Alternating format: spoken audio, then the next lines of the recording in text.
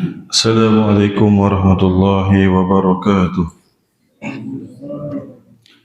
Alhamdulillahi rabbil alamin. Wassalatu wassalamu ala ashrafil anbiya'i wal mursalin Sayyidina Muhammad wa ala alihi wa sahbihi ajma'in. Rabbi shrah li sadri wa yassir li amri wa hlul 'uqdatam min lisani yafqahu qawli. Subhanaka la ilma lana illa ma 'allamtana innaka antal alimul hakim. ولا حول ولا قوة إلا بالله العلي العظيم. أشهد أن لا إله إلا الله وأشهد أن محمدا رسول الله. اللهم صل على سيدنا محمد وعلى آل سيدنا مولانا Muhammad. Yang dikasihi Tuan Imam, pengurusi Masjid Berkasih, Ahli Kuasa, ibu-ibu, ayah-ayah, tuan haji, puan hajah, ustazah, para alim, dan juga anak-anak yang dikasihi oleh Allah Subhanahu wa taala. Alhamdulillah, syukur kepada Allah Subhanahu wa taala dapat kita bersama-sama berkumpul di rumah Allah Subhanahu wa taala ini. Dan Allah Subhanahu wa taala memberikan kita ruang masa yang Allah berikan kepada kita yang sama semuanya 24 jam, tanpa kurang, tanpa lebih. Allah Subhanahu wa taala memilih mereka-mereka di antaranya yang dapat bersama-sama beriktikaf di dalam masjid ini untuk meneruskan lagi pengajian Al-Quranul Karim, tafsir Al-Quranul Karim untuk bulanan. Dan kita ini yang terakhir lah kan, esok esok hari dah hari yang terakhir dalam bulan November. Pejam celik kita dah masuk bulan 12 dah untuk tahun 2023. InsyaAllah ini ibu-ibu, ayah yang dari Allah Subhanahu wa taala, insyaAllah kita akan menyambung kembali untuk surah An-Naba, surah yang ke-78 di dalam surah-surah Al-Quranul Karim. Masih lagi kita dalam juz amma, iaitu surah yang pertama dalam juz amma, yang banyak mengisahkan tentang hari kiamat, tentang azab Allah Subhanahu wa taala. Dan insyaAllah kita akan masuk pada penceritaan tentang ciri-ciri petanda-petanda hari kiamat yang Allah Subhanahu wa taala akan berikan kepada manusia ini. Sebelum kita meneruskan, maka sama-sama kita niatkan iktikaf di dalam masjid ini, nawaitu iktikaf fi hadzal masjid lillahi ta'ala, dan kita mulakan dengan kitab Al-Fatihah. A'udzu billahi minasyaitonir rajim. Bismillahirrahmanirrahim. Alhamdulillahi rabbil alamin, arrahmanir rahim, maliki yaumiddin. Iyyaka na'budu wa iyyaka nasta'in. اهدنا الصراط المستقيم صراط الذين أنعمت عليهم غير المغضوب عليهم ولا الضالين آمين. أعوذ بالله من الشيطان الرجيم. إن يوم الفصل كان ميقاتا يوم ينفخ في الصور فتأتون أفواجا وفتحت السماء فكانت أبوابا وسيرت الجبال فكانت سرابا. Sadaqallahul azim. InsyaAllah kita akan ambil dalam 4 ayat di dalam surah Al-Naba ini. Allah Subhanahu wa taala hendak menceritakan tentang ciri-ciri ataupun petanda-petanda hari kiamat dan beberapa azab, jenis azabnya. Nanti kita akan masuk pada ayat 21 hingga ayat yang ke-30, nanti cerita tentang azab. Tentang azab Allah Subhanahu wa taala. Cerita tentang orang-orang yang menerima siksaan Allah Subhanahu wa taala ketika hari kiamat. Maka sebelum tu kita nak masuk pada ciri-ciri ataupun petanda-petanda hari kiamat, insya-Allah. Maka Allah Subhanahu wa taala telah memberikan pada ayat yang ke-17, inna yawmal fasli kana miqata. Allah Subhanahu wa taala firmankan, sesungguhnya hari keputusan adalah satu waktu yang ditetapkan. Yaumul fasli, antara nama hari kiamat. Yaumul fasli iaitu hari keputusan. Hari keputusan di mana Allah Subhanahu wa taala memutuskan hukuman. Allah Subhanahu wa taala memutuskan hukuman kepada manusia-manusia yang engkar. Dan Allah Subhanahu wa taala kata apa? Miqata, waktu yang ditetapkan. Maksudnya di sini hari kiamat itu tetap tiada berubah. Tiada perubahan. Tetap orang kata tiada awal, tiada tak awal dan juga tak lambat.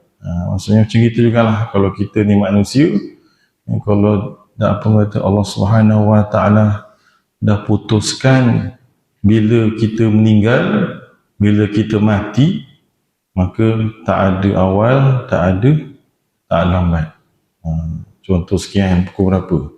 7.37. Tak tahulah siapa. Sekarang ni kita masih hidup lagi. Tempat-tempat lain ada yang meninggal. Adalah yang meninggalnya. Wallahu alam. Cuma begitulah nak katanya. Ketentuan waktu, ketentuan masanya, hanya Allah Subhanahu wa taala sahaja yang maha mengetahui. Allah merahsiakannya sebab apa? Sebab bagus juga kalau rahsiakannya. Kalau tidak nanti kita rasanya tak kerja. Tak cari makan nanti, tak kerja nanti, nak cari tapi tak cari makan, semua solat aja, penuh aja dekat suara dekat masjid kasih.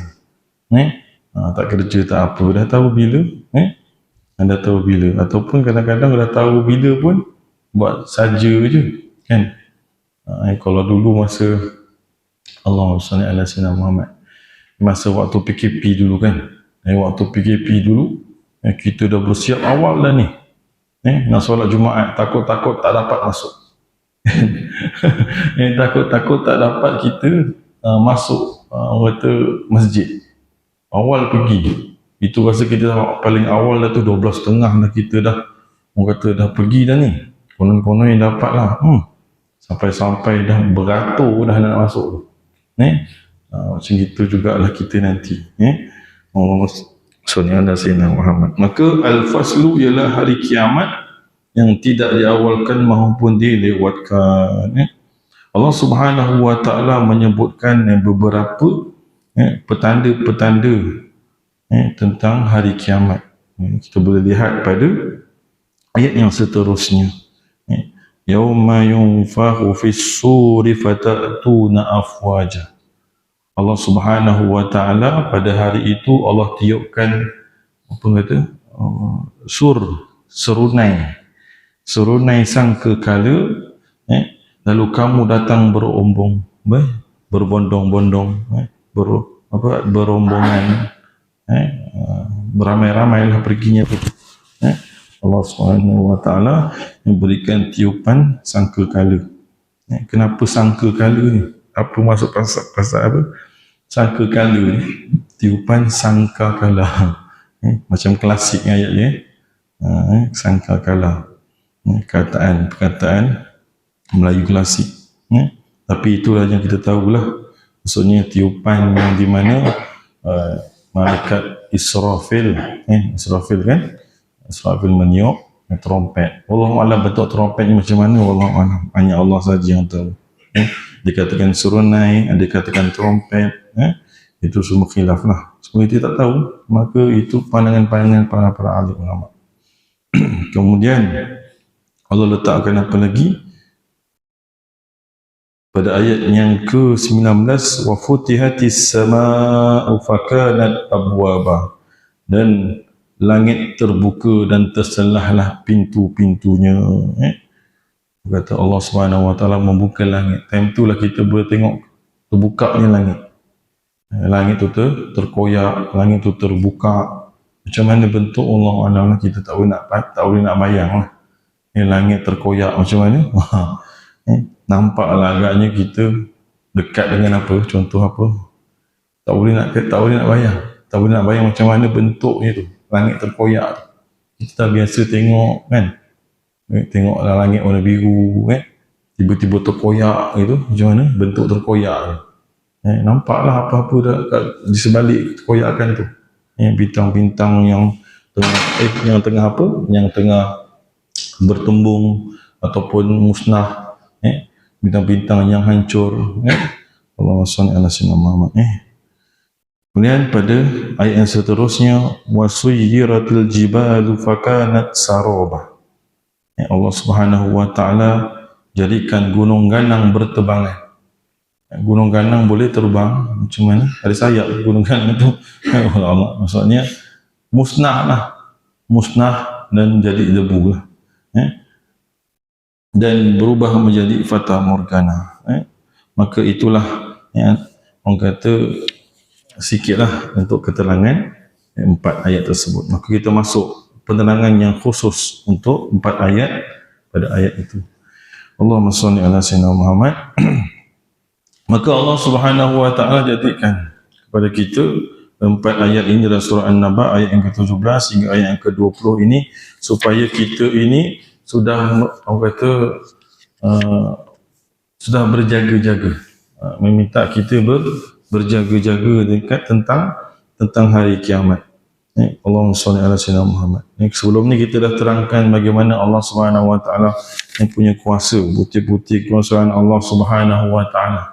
Ada 9 kan kita cerita tentang itu, ayat 1 hingga ayat yang ke-16 sebelum ni cerita tentang kuasa Allah Subhanahu wa taala. Dan hari ini kita nak terangkan tentang kekuasaan Allah Subhanahu wa taala dalam memberi petanda kepada kemusnahan dunia.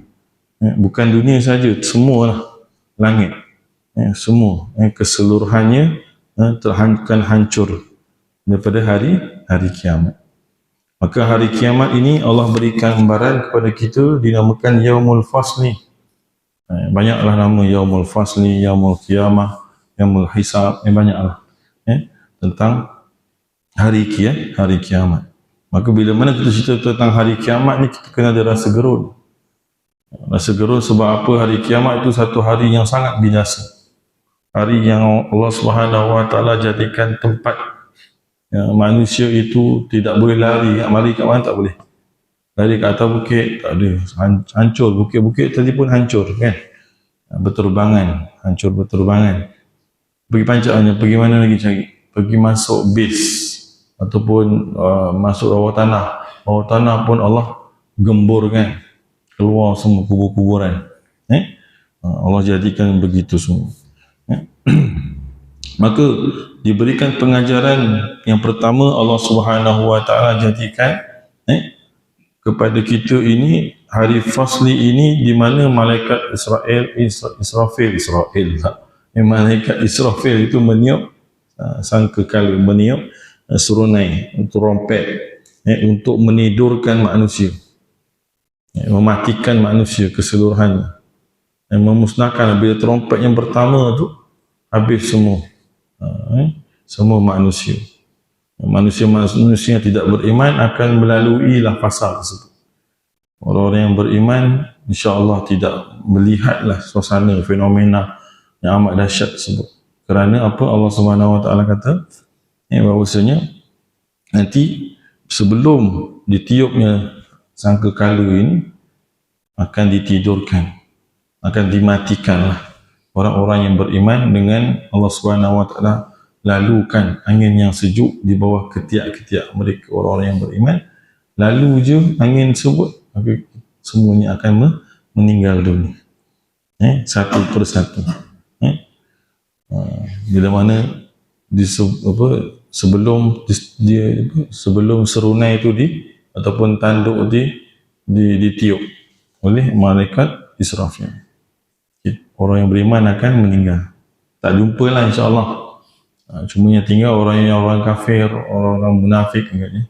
Orang yang tidak beriman dengan Allah Subhanahu wa taala akan diperlihatkan satu demi satu lah kemusnahan yang Allah Subhanahu wa taala janjikan, Allah berikan kepada manusia. Kemudian Allah Subhanahu wa taala bila mana ditiup sangkakala yang pertama, habis semualah, mereka-mereka itu sudah musnah, kemudian dah habis semua, maka ditiup pula yang kedua, bangkit keseluruhan manusia yang mati-mati semua tu, bahkan berpusu-pusu, berbondong-bondong, untuk menuju padang mahsyar.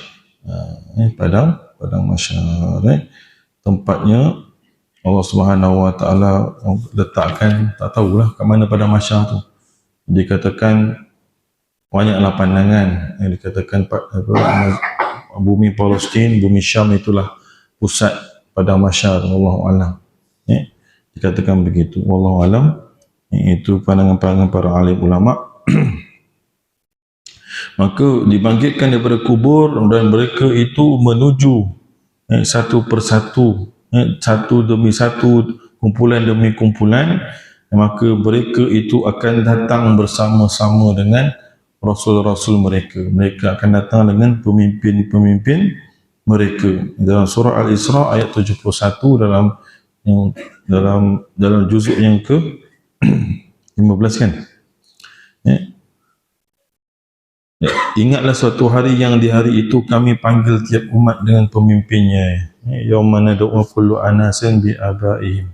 Kan Allah kata, Allah Subhanahu wa taala kata kita ni akan mengikut pemimpin-pemimpin kita. Kalau kita dekat dunia ni kita ikut siapa? Kita akan ikutlah mereka. Kalau kita ni manusia ni dekat dunia dia terlalu, orang kata ekstrim, atau orang kata orang ekstrim kata apa, terlalu sangat ikut apa, K-pop, ikutlah K-pop tu. Pergilah cari ketua K-pop tu, ataupun dekat dunia lagi dia terlalu sokong Yahudi, pergilah dengan Yahudi sana. Terlalu sokong apa, Nasrani, pergilah dengan Nasrani.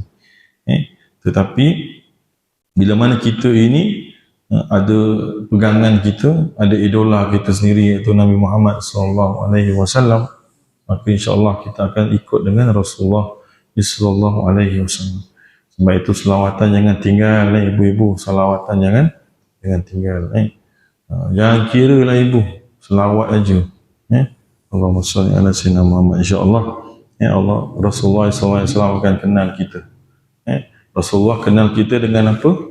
Dengan kita ni, wuduk kita lah. Dengan wuduk kita. Wuduk kita sempurna ke? Kalau tak sempurna, kan Rasulullah tak kenal.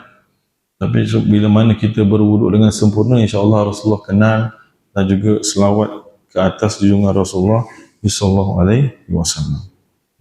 Yauma nad'u kullu anasin bi abaihim.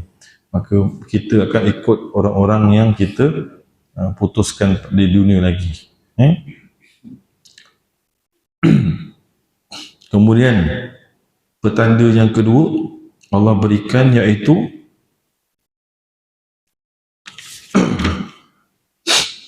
wa futihatis sama'u fakanat abwaba. Allah Subhanahu wa taala yang dibukakan pintu langit, terselahlah pintu-pintunya dengan Allah Subhanahu wa taala memecah belahkan, terbelahlah langit dengan orang kata kekuasaan Allah Subhanahu wa taala, menjadi jalan, dan pintu-pintu langit yang terbuka itu menjadi jalan serta laluan para malaikat. Maka ayat ini dikatakan sama arti dengan firman Allah Subhanahu wa taala dalam surah Al-Insyiqaq ayat yang pertama. Innas sama'u anshaqqat. Kemudian pada ayat surah Al-Infitar, izas sama'un adarat. Kan Allah Subhanahu wa taala kata apa? Apabila langit terbelah, apabila langit berkecai, maka itulah ceritanya. Tentang kemusnahan, tentang kemusnahan. Kita belum sampai lagi surah Al-Infitar, surah Al-Insyiqaq sampai, insya-Allah kita akan sampai nanti, jauh lagi lah, jauh lagi. Dan surah Al-Furqan ayat yang ke-25 Allah Subhanahu wa taala sebutkan, dan ingatlah hari ketika langit pecah belah mengeluarkan kabut putih dan diturunkanlah malaikat berduyun-duyun. Allahumma salli ala sayyidina Muhammad. Maka turun bila mana bila hari kiamat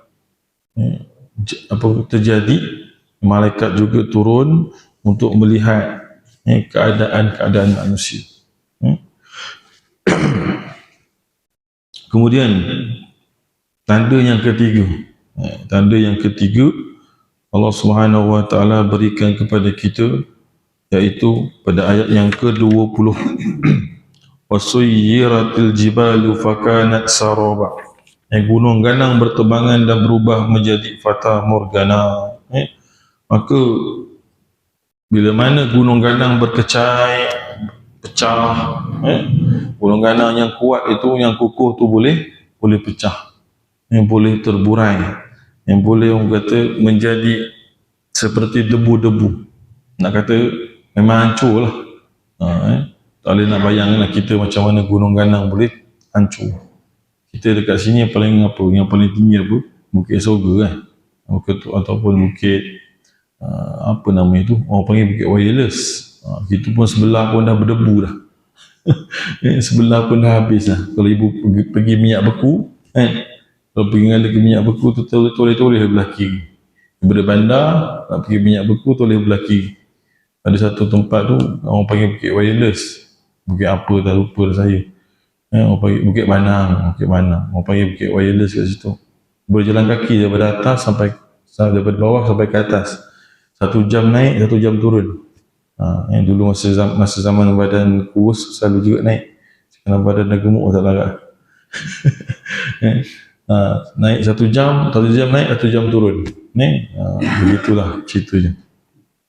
Sampai ke atas kita boleh tengoklah suasana keadaan di Batu Pahat lah. Suasana di Batu Pahat nampak perumahan je lah, tak nampak apa pun. Yang viral sebelum ni ada kan, anak cikgu rasanya meninggal, tergelincir jatuh. Dia ambil belah sana, belah belakang tu memang ada curam sikit. Dia nak ambil gambar agaknya, dia tercuram, dia meninggal, jatuh situ. Allahumma salli ala sayyidina Muhammad. Maka bukit-bukit yang Allah Subhanahu wa taala jadikan gunung ganang semuanya bertaburan, ditiup angin, bagaimana seperti orang-orang yang orang kata di dalam permusafiran melihat fata morgana. Fata morgana ni macam mana? Dia terhasil bila mana daripada pasir cuma nampak debu-debu saja, tapi kita boleh bayang bandar ataupun perkampungan. Bila dekat tak ada pun. Itu fata morgana tu. Fata morgana. Maka Allah Subhanahu wa taala firmankan dalam surah Al-Ahqaf ayat yang ke-14, maka bumi dan gunung ganang dihayun lalu dibenturkan keduanya dengan sekali benturan. Maksudnya hancur-hancurnya, yang menjadi seperti bulu-bulu dan juga debu-debu yang bertebangan. Firman Allah Subhanahu wa taala lagi dalam surah Al-Qari'ah, Al-Qari'atu mal-Qari'ah wa ma adraka mal-Qari'ah yawma yakunun nasu kal farasil mabsus wa takunul jibalu kal ihnil manfus. Dan gunung ganang seperti bulu yang berhamburan terbang, kan? Terbang dia. Yang jadi bulu-bulu, berkecai kecil-kecil lah. Nak nampak kalau ibu ayah sini tak nampak sangat lah sini kan. Tapi kalau kita ngala ke mana tu, Allahumma salli ala sayyidina Muhammad, kalau kita ngala ke Kuala Lumpur kan, sampai ke kawasan Nilai ataupun kawasan masuk Negeri Sembilan lah, kawasan situ memang dah habis ayah kan, keras tau. Ada, tapi dah hancur dah tepi tu. Dia jadikan sebagai marmar agaknya. Habis gunung-gunung. Itu ditarah oleh manusia. Allah Subhanahu wa taala sekejap je habis tu. Itu manusia kita tengok pun dah teruk dah. Manusia yang lakukan tu pun dah teruk. Lagi Allah Subhanahu wa taala dijadikan seperti abu-abu yang berterbangan. Kemudian Allah Subhanahu wa taala juga jadikan dalam surah Al-Waqiah, dalam surah Al-Waqiah ayat yang keempat hingga ayat yang keenam, idza waqa'atil waqiah laisa liwaqa'atiha kazibah khafiyatur rafi'ah idza rujjatil ardu rajja wa bussatil jibalu bassa fa kanat haba'an mumbassa wa kuntum azwajan salasah. Pada ayat yang keempat hingga ayat yang keenam, apabila bumi digoncangkan sedahsyat-dahsyatnya dan gunung ganang dihancur luluh sehancur-hancurnya, maka jadilah ia debu yang berterbangan. Banyaklah orang kata firman-firman Allah Subhanahu wa taala menceritakan tentang buktilah, bukti Allah Subhanahu wa taala jadikan, boleh menjadikan gunung ganang yang kita lihat gagah, kita lihat kuat, mana pun kata kalau kita duduk kat bawah tu kecilnya lah kita. Kalau kita tengok Gunung Kinabalu tu, tengok siapa yang pernah pergi Gunung Kinabalu, pergi Sabah, tinggi kan, kecil kita tengok, orang mau kita tak nampak, halus je manusia. Tapi Allah Subhanahu wa taala boleh menghancur sehancur-hancurnya bumi-bumi itu. Selesai tentang petanda, selesai tentang ciri-ciri petanda-petanda yang Allah Subhanahu wa taala nak jadikan kepada kita. Bagaimana Allah Subhanahu wa taala berikan tiga petanda hari yang dimasukkan. Maka yang pertama tadi apa? Yang pertama Allah tiup sangkakala. Yang pertama, petandanya beda. Tiup petanda yang Allah alam, tak tahu. Tak dengar suara kecil lah. Maka petanda yang kata yang pertama ialah Allahumma salli ala sayyidina Muhammad, sangkakala yang Allah Subhanahu wa taala berikan kepada manusia. Kemudian petanda yang kedua iaitu langit yang terbuka, langit pintu terbuka. Kemudian yang ketiga, Allah Subhanahu wa taala jadikan gunung ganang ini pecah, bertaburan daripada tempatnya sendiri. Allah Subhanahu wa taala berikan begitu. Guna ni guna bateri guna bateri. Charge tak ada, tak patut tukar.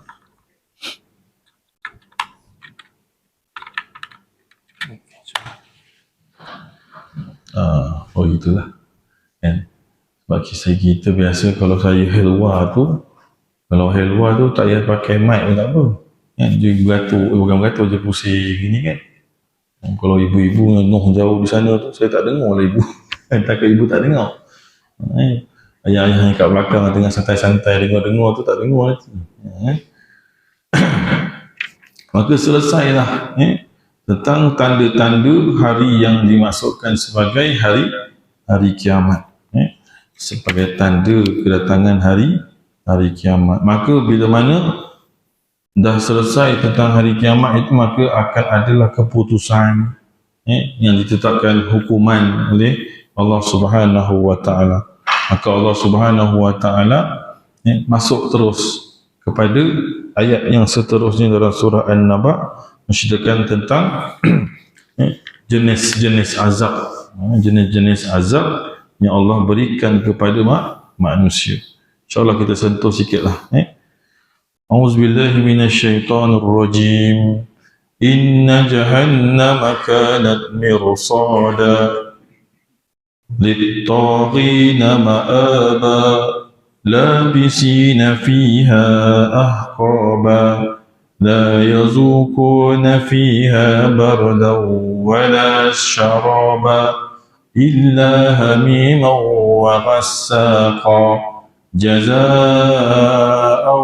wifaqa innahum kanu la yarjuna hisaba wa kadzabu bi ayatina kidzaba wa kulla shay'in ahsaynahu kitaba fadhuquhu hal nazidakum illa adaba Sadaqallahul azim. Maka 10 ayat daripada ayat 21 hingga ayat ke-30 cerita tentang azab Allah.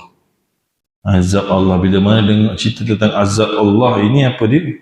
Azab Allah ni ialah orang-orang yang berada di api neraka Allah Subhanahu wa ta'ala. Maka Allah kata dalam surah, pada ayat yang ke-21 dalam surah An-Naba ini, inna jahannam, sesungguhnya neraka jahannam itu kanat mirsada, merupakan tempat pengintai. Tempat pengintai? Macam mana tu? Tempat pengintai. Apa maksudnya?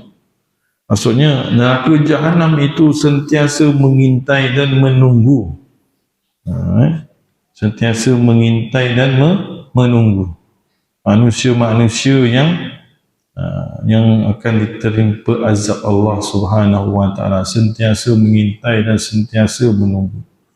Manusia-manusia ni kita je lalai, manusia ni yang lalai. Padahal dah lama dah tengok gitu. Tengok manusia-manusia yang lalai kepada Allah Subhanahu wa ta'ala, dia sentiasa mengintai. Dan ditarina ma'aba, lagi pula menjadi tempat kembali bagi orang-orang yang melampaui batas. Tempat-tempat kembali. Neraka jahannam itu merupakan tempat kembalinya kepada orang-orang yang tirani. Tirani apa? Melampaui batas. Melampaui batas maksudnya apa? Mengaku Tuhan, mengaku Nabi. Nabi apa contoh? Nabi, Rasul Melayu. Ada. Mengaku Tuhan, boleh buat apa saja. Macam Dajjal kan? Dajjal mengaku Tuhan. Apalagi Fir'aun mengaku Tuhan. Fir'aun tu mengaku Tuhan sebab apa? Dia membohong kan? Dia kata dia membuat bangunan yang sangat tinggi. Manusia yang paling tinggi bangunan Fir'aun lah. Bukan piramid Dia buat bangunan. Dari bangunan itu musnah lah. Dimusnahkan oleh Allah Subhanahu wa ta'ala. Sangat tinggi dan sampai atas dia kata dia dah bunuh Tuhan. Sebab tu dia ngakulah Tuhan. Itu cerita tentang Fir'aun lah. Maka orang-orang yang melampaui batas ini biasanya golongan apa? Golongan disebut golongan taghut. Golongan taghut. Daripada Nabi Allah Adam sampailah Nabi Allah Muhammad, adalah kisah-kisah ni yang kita biasa dengar kan. Raja Namrus, Raja Namrud kan, antara raja-raja yang tidak beriman yang Allah Subhanahu wa ta'ala ceritakan di dalam Al-Quran. Raja Namrus, apa lagi? Fir'aun, tu raja-raja yang tidak beriman, yang mengaku Tuhan. Tu taghut tu. Kalau cerita tentang raja yang beriman, siapa? Nabi Allah Sulaiman. Nabi Allah Sulaiman seorang raja, menguasai seluruh dunia daripada timur ke barat. Kemudian dalam surah Al-Kahfi, Raja Zulkarnain kan, Raja Zulkarnain tu orang yang beriman, bukan Alexander the Great. Beza Alexander the Great dengan Iskandar Zulkarnain tu berbeza. Alexander the Great tu apa kata, dia duduk dekat zaman Babylon, zaman Yunani kan, Athens. Berbeza dengan Raja Zulkarnain. Raja Zulkarnain ni orang yang kata beriman, raja yang beriman, yang pergi ke barat, pergi ke timur, berdakwah, jalan dakwah, sampaikan dakwah untuk beriman dengan Allah Subhanahu wa ta'ala. Maka golongan tirani, golongan taghut ini ialah orang-orang yang apa? Bila mana orang kafir ni, sebab apa dia kafir? Sebab dia sombong. Dia sombong, dia kufur. Dia sombong, dia angkuh, dia kufur. Dia sombong sebab apa? Sombong sebab dia tak nak menyembah Allah. kufur kepada Allah Subhanahu wa taala, tak nak syukur, tak nak rasa syukur. Allah dah bagi nafas, celik. Kita ni tidur pun Allah bagi nafas. Kan? Allah kita ni, Allah bagi tidur ni, tapi kita pun Allah bagi nafas. Kita menyelam pun Allah boleh bagi nafas juga kita. Menyelam, Allah bagi nafas. Apa lagi? Ketika kita berada di tempat tinggi, contoh Everest, Allah bagi nafas lagi. Tapi sikitlah. Nak kata begitu lemahnya manusia. Allahumma salli ala sayyidina Muhammad. Maka angkuh mereka ni kan, orang kafir ni angkuh, tak nak bersyukur. Mereka tidak mahu bersyukur dengan Allah Subhanahu wa taala dengan apa yang Allah telah berikan. Mereka beranggapan apa yang mereka dapat ini daripada sembahan-sembahan mereka, yang waktu Tuhan yang tiga lah, apalah semualah kan, daripada Roh Kudus lah, ataupun Tuhan Bapa lah, ataupun Tuhan Maryam, Tuhan Ibu lah kan, macam-macam. Memang berasal agama ni, agama yang Tauhid ini, agama yang terpesong daripada Islam ni, semuanya berasal daripada Namrud. Agama Namrud tu, Trinity, semua ada Trinity, baik Yahudi, baik Allah SWT Muhammad, baik Kristian, baik Hindu, baik Buddha, Taoism, semualah, semua ada Trinity. Semuanya ada Trinity. Nanti kita bincang lain lah. Kalau cerita tentang akidah ni panjang ceritanya, akidah falsafah ni. Maka mereka ni angkuh daripada sifat mereka dari menyatakan keimanan kepada Allah dan juga Rasul. Maka tempat selayaknya bagi mereka itu selama-lamanya ialah neraka Allah. Neraka Allah tempat selama-lamanya. Mereka tu kafir, kufur, mereka mengatakan neraka tu tempat sementara. Sementara saja, kan? Dia kata sementara je neraka ni. Dah siap semua, dah kena siksa apa semua, neraka tutup, close. Neraka tutup, close, semua masuk syurga. Semua jadi baik, dah bersih, dia kata. Tapi tidak bagi Islam. Tiada iman, tiada syurga. Tiada iman, tiadalah syurga. Orang yang beriman insya-Allah dapat syurga Allah. Walaupunlah adalah kata maksiat yang kita lakukan, dosa-dosa yang kita lakukan di dunia, di mana Allah bersihkan di neraka Allah, Allah akan masukkan dalam syurga. Itu orang yang beriman, orang Islam yang beriman, begitulah dia. Tapi kalau orang kafir, minta maaf lah. Minta maaf lah banyak-banyak. Sebab tu kita kena sedih lah kalau ada asal meninggal, kalau ada pakcik-makcik yang kata bukan agama Islam meninggal, sedih lah kita. Tak dapat dia syahadah. Kadang-kadang kita rasa macam nak, kita rasa macam nak sampaikan tau, kan, dakwah ni pada jiran-jiran kita. Tapi macam mana caranya, kan? Macam mana caranya dia dapat ucapkan kalimah la ilaha illallah? Kita kerja tu, ada kerjanya, kan? Rukun Islam tu yang pertama tu, asyhadu an la ilaha illallah wa asyhadu anna Muhammadar Rasulullah, tu ada kerjanya. Kerjanya sampaikan dakwah. Tapi kita tak buat. Yang kita terus buat solat terus. Solat 5 waktu tu kita buatlah. Solatnya, kita ada zakatnya, puasanya, hajinya, kita lakukan, semua yang kita lakukan. In fact, tapi kalimah syahadah, mengucap kalimah syahadah tu memang kita ucapkan. Tapi dia ada kerja ni. Kalau solat kita buatlah, solat ada kerjanya. Zakat ada kerjanya. Haji ada kerjanya. Syahadah macam mana kerjanya? Ucap je lah kerjanya, bukan. Sampaikan dakwah, kan. Kena sampaikan dakwah, tapi itulah, kita ni lemah lah, kan. Kita ni lemah. Allahumma shalli ala sayyidina Muhammad. Maka dalam ayat seterusnya pada ayat ketiga 23, labisina fiha ahqaba, mereka tinggal dalam neraka itu berabad-abad lamanya, selama-lamanya lah, bukan berabad-abad, selama-lamanya. Aqaba, al-ahqab, aqaba ialah jamak pada hukuban, kan? Hukuban maksudnya apa?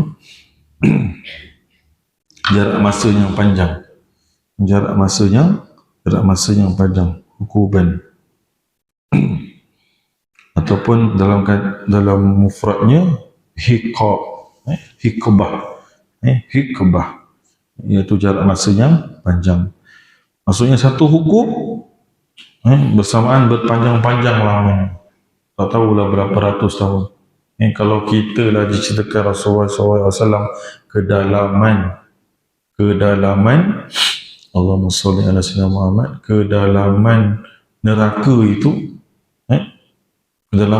itu selama 70 tahun perjalanan. Kedalaman 70 tahun perjalanan. Allahumma salli ala sayyidina Muhammad. Macam mana tu? Umur 70 tahun baru sampai. Keluar je baling. Sampai umur 70 tahun baru sampai dasar. Macam tu. Allah dalamnya. Sayyidina Muhammad. Okay. Dah azan ke? Belum. Macam lagi. Kemudian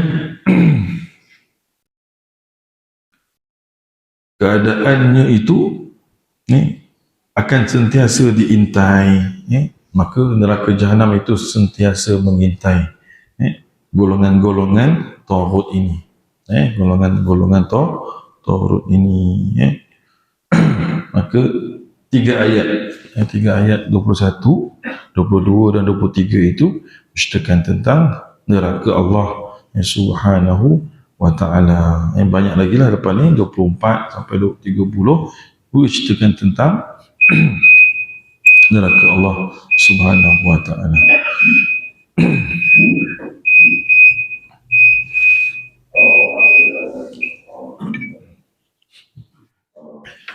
Allahumma salli ala sayyidina Muhammad wa ala ali sayyidina Muhammad. Maka selesailah untuk 6 ayat dalam 7 ayat dalam surah An-Naba ini pada hari ini, ayat yang ke-17 hingga ayat yang ke-20, yang ke-23 dalam surah An-Naba. Kerana Allah Subhanahu wa ta'ala pada ayat 17 hingga ayat ke-20 Allah ceritakan tentang petanda-petanda hari kiamat. Masuk pada ayat ke-21 Allah Subhanahu wa ta'ala ceritakan tentang keadaan hari kiamatnya, yang mana hari kiamat Allah Subhanahu wa ta'ala ceritakan tentang neraka Allah Subhanahu wa ta'ala yang merupakan makhluk Allah, dan neraka juga makhluk Allah, syurga juga makhluk Allah. Dia juga Allah jadikan, Allah sediakan, Allah ciptakan untuk kita ni manusia. Tapi kita orang beriman, insya-Allah lah pilihan kita yang utama syurga Allah lah, yang tak ada tempat lain lah. Tapi nak katanya kalau neraka ni wallahu alam mereka manusia ini yang beriman minta tiadalah yang kekal di dalam. Kerana Allah kata walaupun kita ada iman sebesar zarah sekalipun, insya-Allah Allah Subhanahu wa ta'ala akan memberikan ganjaran syurga Allah Subhanahu wa ta'ala, sebab yakinnya kita dalam hati sanubari kita, tasdik dalam hati kita ini, kita beriman dengan Allah Subhanahu wa ta'ala. Ada Tuhan untuk kita sembah. Jangan jadi orang-orang yang lain, orang-orang kafir kan, dia ada Tuhan tapi bukan Tuhan yang selayaknya disembah. Seterusnya Allah jadikan neraka tempat orang-orang yang sombong, orang-orang taghut, orang-orang sombong. Allah jadikan mereka itu tempatnya selama-lamanya, tempat tinggal selama-lamanya, bukannya tempat sementara, tempat yang selama-lamanya. Dan Allah berikan keadaan itu bila mana mereka itu ada dua sifat jahat. dua macam sifat jahat yang mereka lakukan di dunia. Apakah dua sifat jahat tu? Nah, kita nantikan episod yang akan datang, insyaAllah. Allahumma amin. Ayat 24 hingga ayat ke-30 cerita tentang dua sifat jahat tersebut. InsyaAllah, ibu-ibu, ayah-ayah dan Allah Subhanahu Wa Taala, kita tawakufkan kita punya pengajian pada hari ini dengan tasbih kafarah dan suratul As. Bismillahirrahmanirrahim. Subhanakallahumma wa bihamdika asyhadu an la ilaha illa anta astaghfiruka wa atubu ilaik. Bismillahirrahmanirrahim. Wal 'asri innal insana lafii khusr illa allazina amanu wa 'amilus shalihat wa tawassaw bil haqqi wa tawassaw bis sabr. Sadaqallahul azim. Wabillahi taufiq wal hidayah. Wassalamu alaikum warahmatullahi wabarakatuh.